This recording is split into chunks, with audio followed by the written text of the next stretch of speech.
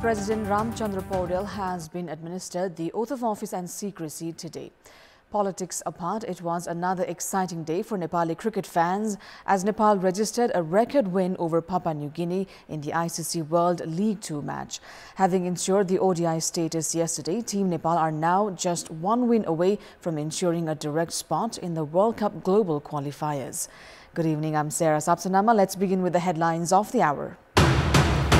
Newly elected president administered the oath of office and secrecy, resigns from the position of lawmaker. Sheetal Niwas bids farewell to the second president of the country, Vidya Devi Bhandari. The judiciary continues operating under an acting chief justice for more than a year. Government and authorities remain indifferent towards the appointment of new chief justice. Government endorses the working procedure for national qualification with the objective of integrating informal education for formal. Certificates to be issued in 5 grades of school education. And Nepal secure a record 9-wicket win over Papua New Guinea at the World Cricket League 2, all pumped up with the prospect of a direct spot at the World Cup Global Qualifiers. Former President Vidya Devi Bhandari, who held the guardianship of the nation for 7 years, bade a farewell to the president's house today. Many are curious about the coming days of Bhandari, who was actively involved in politics before her election as the president. CPN has hinted towards her swift return to mainstream politics. However, ethical questions have surfaced regarding the return of someone who has served in the capacity of the head of state, to mainstream politics. The former president has shifted to her daughter's house with state facilities and services. Prior to her election as the president, Bhandari was the deputy chairperson of CPN. Many of the party members and cadres are understood to be making efforts to convince Bhandari to return to mainstream politics. Although the constitution does not prohibit someone who has already served in the capacity of the head of state to return to politics, legal experts are of the opinion that it would be inappropriate.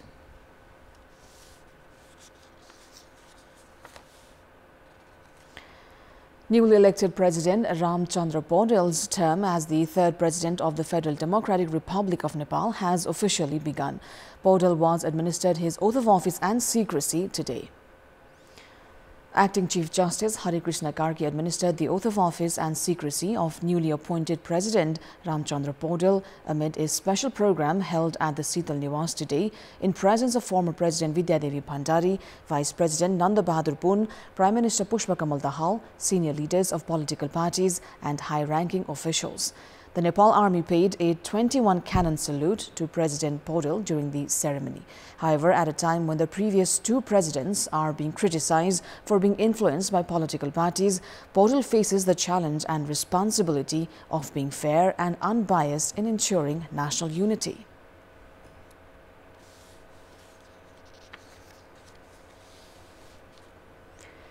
In this context, in our Public Voice segment, today we've asked regarding the role of the new president. Let's take a look at what they had to say.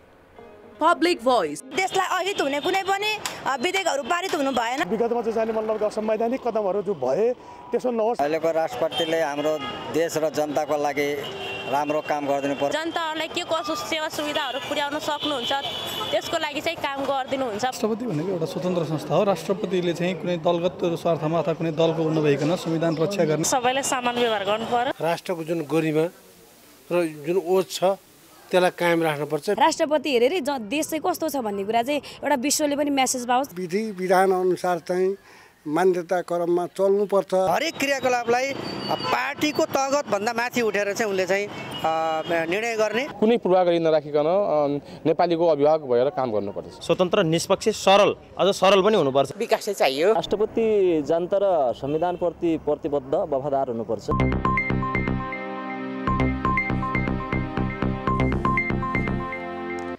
Now, the judiciary has been operating under an acting chief justice for more than a year now after the impeachment motion was registered against erstwhile Chief Justice Cholinder Samsher Rana. Despite the regular day-to-day and administrative works in progress under the acting chief justice, political parties have remained indifferent towards the appointment of the chief justice who shoulders the responsibility of formulating long-term plans for the judiciary. after an impeachment motion was filed against Rana last year. Senior-most Justice Deepak Kumar Karki led the Supreme Court as the acting Chief Justice for a period of 7 months. While Rana's retirement was a known fact, the judiciary is sans leadership as the Constitutional Council remained insensitive towards appointment of the Chief Justice 1 month before the position went vacant. A meeting of the Constitutional Council is yet to be held for the recommendation of the Chief Justice, while regulations are also yet to be created for the formation of a parliamentary hearing committee. As a result of these issues, it is highly likely that acting Chief Justice Deepak Kumar Karki, with 6 months of his term remaining, is also likely to retire like his predecessors.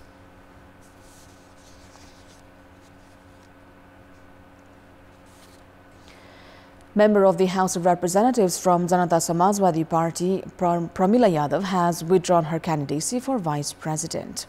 After informing of withdrawing her candidacy through a notice today, lawmaker Pramila Yadav has decided to support another candidate from her own party, Ram Sahaya Prasad Yadav. Saying that she had to file her candidacy because of technical reasons, Pramila had stepped back and has extended her support to Ram Sahaya Prasad Yadav. Earlier, she had registered her candidacy with the backing of Nepali Congress, CPN Maoist Center, Janata Samajwadi Party and CPN Unified Socialist. Janata Samajwadi had fielded 2 candidates because of the provisions of the Election Commission, which require the Vice President to be of the sex or community other than that of the President. However, Pramila withdrew her candidacy after a complaint filed against Ram Sahaya Prasad Yadav was rejected by the Election Commission. The candidates for the election of Vice President slated for March 17th now include Ram Sahaya Prasad Yadav alongside Mamata Jha of Janamat Party and Ashtalakshmi Shakya of CPN UML. Meanwhile, candidate for Vice President Ram Sahaya Prasad Yadav has met with senior leaders of several parties to appeal for the votes. Individuals above 15 years of age are to be provided certificates equivalent to formal education if they are able to pass the tests of knowledge and skills. With the objective of integrating informal education for formal, the government has endorsed the working procedure for national qualification. Based on this provision, certificates are to be issued in the 5 grades of school education. The government is to issue equivalents of formal education based on their knowledge, skills and abilities to those above 15 years old without school education. Arrangements have also been made to issue certification to those without formal education based on their on-the-job learnings. Knowledge of the language, communication skills, practical problem-solving abilities, public awareness and lifestyle, among other aspects, are to be tested for equivalence to formal education. A committee has also been formed for equivalence training and certification. The informal education has been categorized into 5 groups. Onto grade 3 has been identified as level 1, grade 5 as level 2, grade 8 as level 3, grade 10 as level 4 and grade 12 as level 5. Equivalents for level 1 and 2 can be issued by community learning centers. Local levels have been assigned with the responsibility of issuing level 3 equivalents, province with level 4 and the federal government with level 5 equivalents. The government has also formulated the working procedures for the test of qualification for integration from the informal education sector to the formal. Those securing 3 points or 50% marks in the test will receive their certificates of equivalence. According to the government data, 30 to 35% of youth above 15 years of age do not have formal education in the country. This new arrangement of providing equivalence with the test of knowledge, skills and abilities therefore has enthused those without formal education in the country. Now, despite the policy for increasing productivity by reducing imports, the government has reduced subsidies provided to the farmers on chemical fertilizers. Despite billions in expenses for procurement of fertilizers but disproportionate increase in agricultural production, the government has decided to reduce subsidies. Today's meeting of the Fertilizers Supply and Distribution Management Committee has decided to decrease subsidy for farmers on chemical fertilizers by 11.8% from 70.82% to 59.04%. This decision will increase the cost of chemical fertilizers, mandatory requirement for farmers. With the reduction in subsidies, urea will cost 25 rupees per kilogram at the import entry point. DAP will be available at 50 rupees per kilogram, while potassium at 40 rupees per kilogram. Prior to this, urea, DAP and potassium were available at 14, 43 and 31 rupees per kilogram. Despite the requirement of 520,000 metric tons of chemical fertilizers in the country, only 331,500 metric tons has been procured with the released 31 billion rupees. According to the government, 38.5 billion rupees will be spent this year for chemical fertilizers alone. It's time now for our segment Public Pulse, where you text us with your opinion. Public Pulse. But before today's question, let's take a look at the results from yesterday's poll. Yesterday, we asked you what could be the reason for the skyrocketing prices of essential commodities. 33% voted for option A, slack domestic production, 43% for B, dependency on foreign products, and 24% for C, lack of monitoring. And here's today's question. What do you term the reduction in subsidies for chemical fertilizers? Your options are A, unfair to the farmers, B, contrasting practice to promises, and C, to curb financial burden. The voting is on. Type NEWS, select your option A, B or C and send it to 34001 to share your opinion with us. Now, Malaysia's Michelle Yeoh won the Academy Award for Best Lead Actress for her role as a Chinese-American laundromat owner dealing with family turmoil in Everything Everywhere All at Once, becoming the first Asian star to win in that category. This is actually a historical moment. So I really have to thank the Academy for acknowledging, embracing diversity and true representation. I think this is something that we have been working so hard towards for a very long time. And tonight, we frigging broke that glass ceiling. I kung fu'd it out and shattered it. And we need... The 60-year-old actress was widely regarded as the front-runner for the award after claiming a Screen Actors Guild honor and a Golden Globe Award for the role. This was her first Oscar nomination. Meanwhile, the song Natu Natu from the hit Telugu language film RRR also made history by becoming the first Indian film song to win an Oscar. Welcome back. It's time now for the sports update. Sports News. Nepal have secured a record 9-wicket win over Papua New Guinea at the ICC World Cricket League Division 2. Asif Sheikh scored a quick-fire half-century, while Sandeep Lamichhane picked 5 wickets to ensure Nepal's victory. With today's result, Nepal are just 1 win away from a direct spot for the World Cup global qualifiers. After being put to bat first in the match played at Tribhuvan University Cricket Grounds in Kantipur, Papua New Guinea were bowled out for a paltry 95 runs in 32 overs. Skipper Ashad Vala top scored for PNG with 20 runs, Sesi Bao added 18, Charles Amini scored 16, while Hiri Hiri made 14, and none of the other batters scored in double digits. Sandeep Lamichhane was the pick of the Nepali bowlers with 5 wickets. Lalit Raj Banshi and Kushal Malla had 2 wickets each, while Sompal Kami also picked 1 wicket. In reply, Nepal chased the target in only 7.4 overs, in fact, as they raced to 100 runs for the loss of just 1 wicket. It is Nepal's biggest win in terms of wickets. Prior to this, Nepal had secured an 8-wicket win over the United States of America in 2020. Kushal Bhurtel was the only Nepali wicket to fall as he was trapped leg before by Chad Soper at his personal score of 33 runs. Another opener, Asif Sheikh, remained unbeaten at 53 runs from just 21 balls. His innings included 8 fours and 3 sixes, while Kushal Malla remained not out at 12 runs. With one last match to play, Nepal have 38 points in the league standings and are placed 4th, while a win against the UAE on Thursday will see them leapfrog Namibia to 3rd position and secure a direct qualification for the World Cup global qualifiers.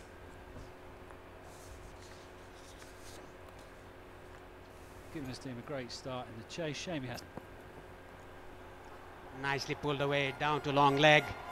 Another bound. What a shot! Oh, it's hit the hand and went for a 6. I was going to say, I don't know if I've seen a more dominant overs of cricket today, and Nepal... Yellow jacket there. All we can say about Nepal at the moment is wow. Overs giving away just 25 runs. Everyone turn over for Nepal.